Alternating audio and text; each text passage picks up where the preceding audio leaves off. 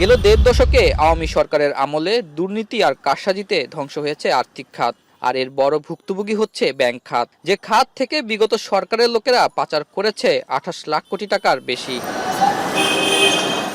এতে দুর্বল হয়েছে ডজন খানেক ব্যাংক।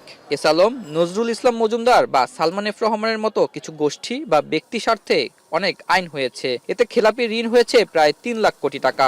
আমরা সেজন্য বিআইবিএম ভবিষ্যতে কাজ করবে। 5 আগস্ট শেখ হাসিনা সরকারের পতনের পর অন্যান্য খাতের সাথে শুরু হয় আর্থিক ও ব্যাংক খাত সংস্কার। এতে আমানতকারীদের আস্থা ফেরানো সবচেয়ে বড় চ্যালেঞ্জ বলে জানান বিশ্লেষকরা। রোববার বিআইবিএম আয়োজিত অনুষ্ঠানে একথা জানান তারা। যারা ব্যাংক খাতের ক্ষতি করেছে তাদের শাস্তি না দিলে সংস্কার কোনো কাজে আসবে না বলে মনে করেন বিশ্লেষকরা। এই ব্যাংকিং খাতকে সামনে সুস্থ ধারায় ফিরিয়ে আনতে আমাদেরকে কাজ করতে হবে এবং যথাযথ যেই ভূমিকা এবং যে সমস্ত সংস্কারগুলো সামনে আসবে সেগুলো আসবে বলে আমরা মনে করি। এছাড়া 2010 সালে উচ্চ শ্রেণীর 5% সাথে নিম্ন আয়ের 5% মানুষের বৈষম্য ছিল 30%, যা আওয়ামী সরকারের আমলে 82% ছাড়িয়েছে বলে জানান এই বিশেষজ্ঞ। ইচ্ছাকৃত লোন এটা হলো চৌর্যবৃত্তি, এটাকে মানে এনপিএল এর মধ্যে দুইটা ভাগ এইভাবে দেখাও বোধহয় ঠিক হবে না। একটা হলো এনপিএল আর একটা হলো চুরি।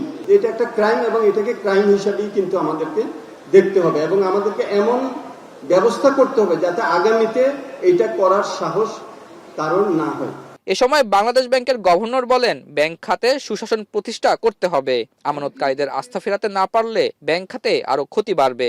ডিপোজিটরদের স্বার্থ, বিনিয়োগকারীদের স্বার্থ যদি আমরা না রাখতে পারি তাহলে কিন্তু একটা খাতের গভীরতা এবং যেটাকে আমরা বলি স্পিড অফ প্রোগ্রেস সেটা কিন্তু হতে পারবে না।